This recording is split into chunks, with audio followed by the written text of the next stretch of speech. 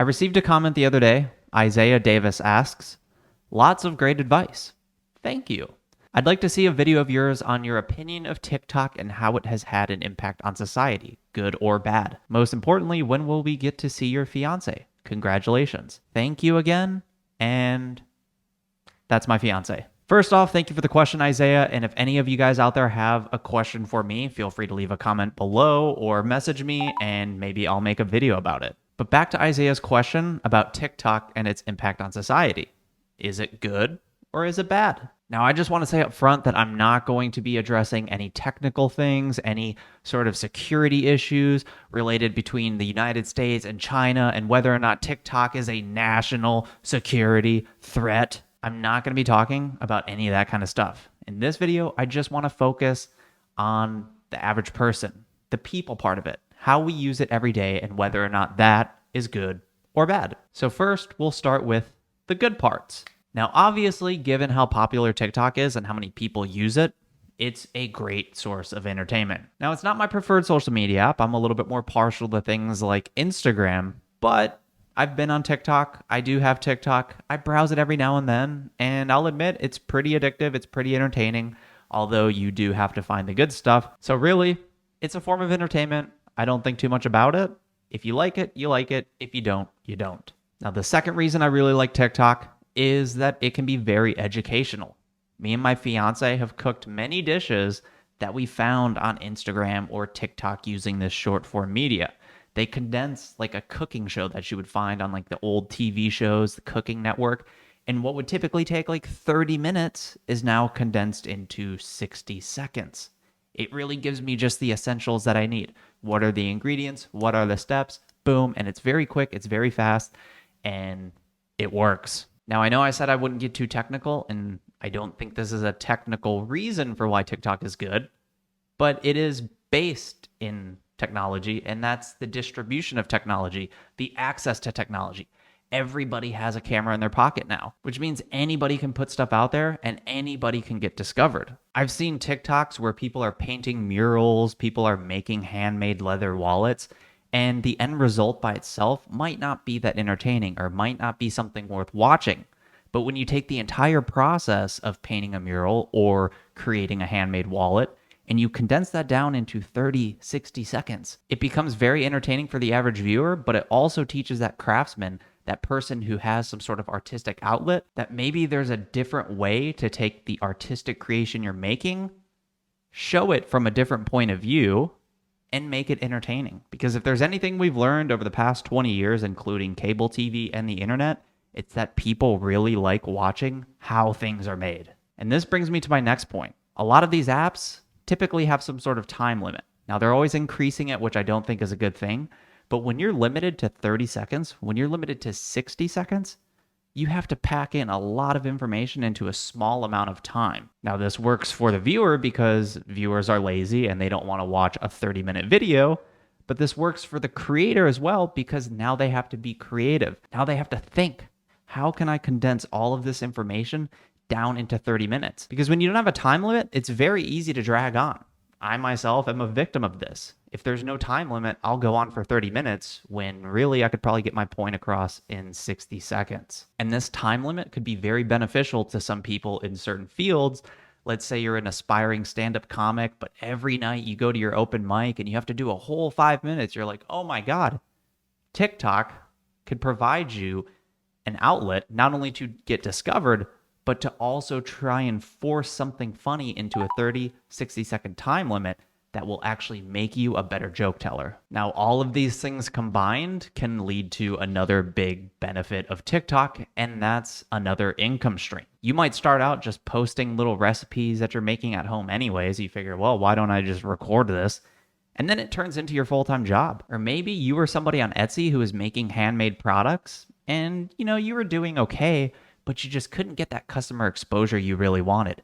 So you took that whole process of making this thing, condensed it down into 60 seconds, put it on TikTok, and now suddenly you have a huge audience so that when people see your TikTok and they're like, hey, how do I get that?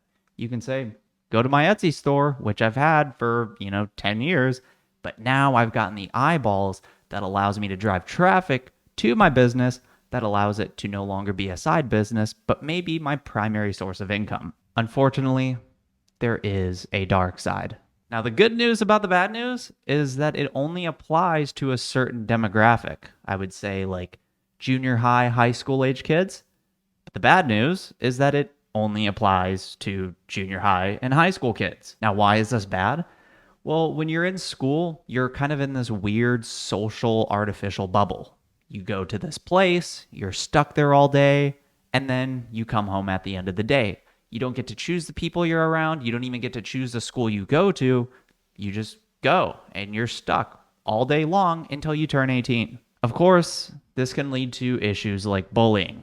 And as somebody who was bullied when they were younger in school, I look back and I think, thank God social media didn't exist. This is an area that I really do empathize and feel bad for the kids that are in school today, because I can't imagine social media makes things any easier. Everybody in your school could just decide to shit on your TikTok page. They could share it around school and be like, oh, this is so cringe. You could be known as that person who never gets likes on your TikToks. Nobody ever follows you. Everything in your life is based on numbers, likes, follows, how much clout you have. All these things that don't mean all that much in school, but because we're dealing with kids, it means everything. And your entire life could be a living hell because you're stuck in this artificial bubble. And unfortunately, it's not as easy as just telling kids like, hey, I know this means a lot right now, but it's not going to matter once you get into college, because they're living it. They're stuck in it. They don't have a choice. So it's kind of weird.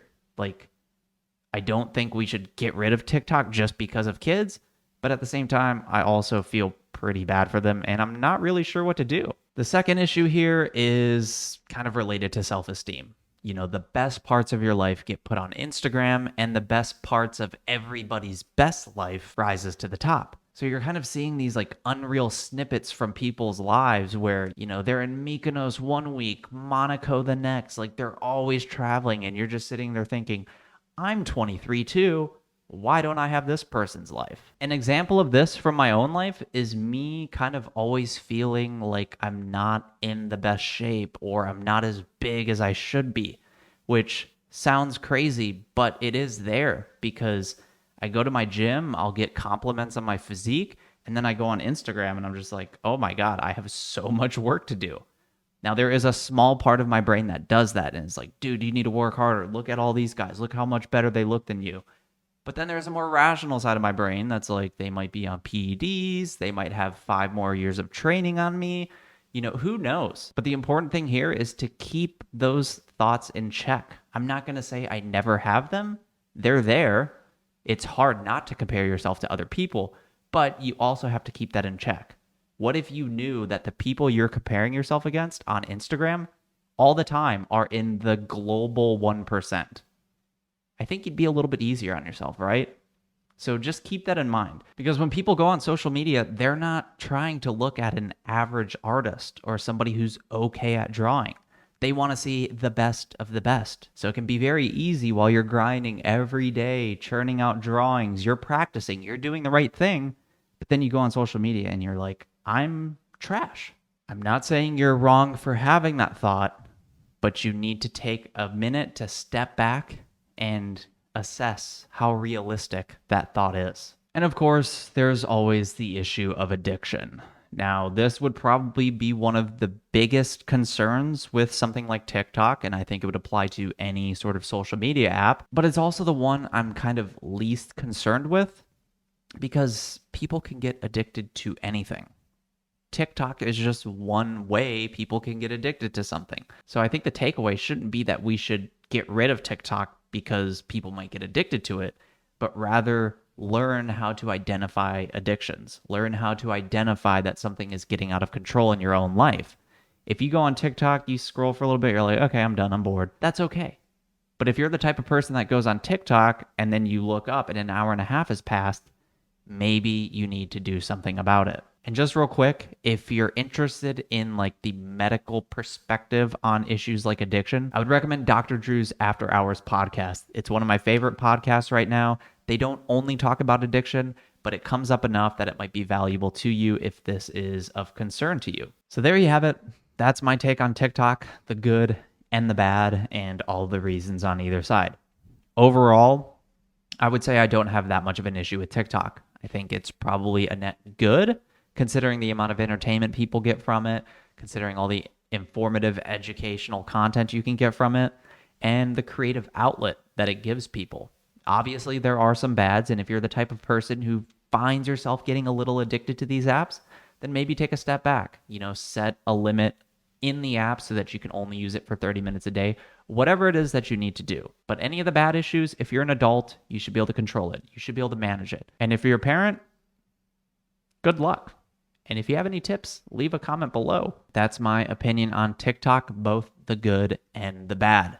Let me know what you think. Leave a comment below with your thoughts. And if you'd be so kind, please like this video and subscribe to the channel. It's the greatest way that you can support me, and it would mean so much. And if you have any questions you would like me to answer, feel free to leave a comment below or get in touch with me, and maybe I'll post a video.